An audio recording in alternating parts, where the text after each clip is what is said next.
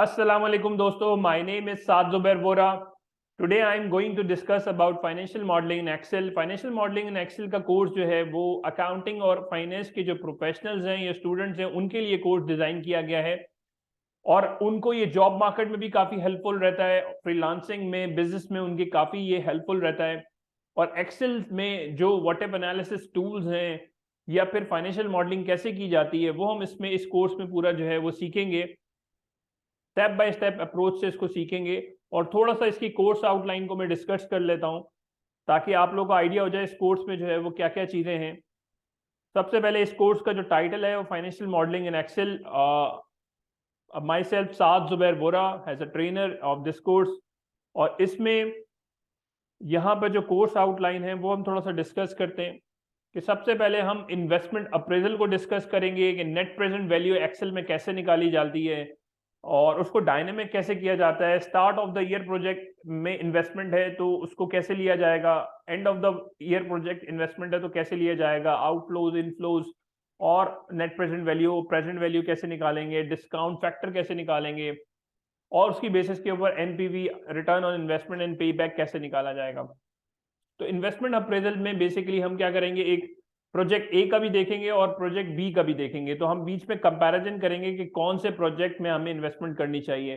तो इसमें investment appraisal में तीनों चीजें होंगी हमारी, NPV, return on investment and पे बैक। कभी कभी ऐसा होता है कैश शॉर्टेजेस होती हैं कंपनी में, तो जहां पे बैक जल्दी मिल रहा होता है हम वहां इन्वेस्टमेंट कर रहे होते हैं, तो डिपेंड्स ऑन एनपीवी और रिटर्न ऑन इन्वेस्टमेंट एंड पे बैक।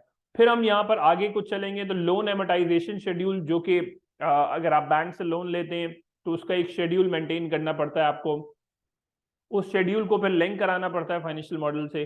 तो loan amortization schedule yearly basis के ऊपर कैसे बनता है, मंथली बेसिस के ऊपर कैसे बनता है, वो भी हम इस कोर्स में डिस्कस करेंगे। इसके अलावा व्हाट इफ एनालिसिस के चार टूल हैं, चारों टूल हम कवर करेंगे इंशाल्लाह। और सबसे पहले तीन टूल जो हैं वो है goal seek, scenario manager and solver. ये एक्सेल के अंदर बहुत ही कमाल के जो है व्हाट इफ एनालिसिस टूल हैं और आपका जो है मॉडल भी रिकैलकुलेट हो जाता है और आपको एक नई जो है वो सिनेरियो की बेसिस के ऊपर भी रिपोर्ट्स निकल आती हैं।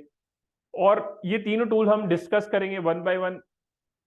और लास्ट में जो आखिरी टूल है वो डेटा टेबल के नाम से है, जो कि व्हाट इफ एनालिसिस टूल है। मगर इस टूल के जरिए एनालिसिस मॉडल बनाएंगे, एक सिनेरियो होगा हमारे पास, इन्वेस्टमेंट अपॉर्चुनिटी होगी, उसकी बेसिस के ऊपर एनालिसिस मॉडल हम बनाएंगे और इस टूल को भी यूज करेंगे। यहां पर आके हमारा कोर्स जो है वो कंप्लीट होगा। ये बहुत ही शॉर्ट कोर्स है मगर इसमें आपको काफी यूजफुल इंफॉर्मेशन मिलेगी। और देन इसको फर्दर कंप्लीट करने के लिए एक आपके पास एक और जो है, अगर आपके पास मौका होगा, आप जो है फुल कोर्स लेना चाहते हैं तो वो भी ले सकते हैं। I hope you have enjoyed this video. Thank you very much. Allah Hafiz.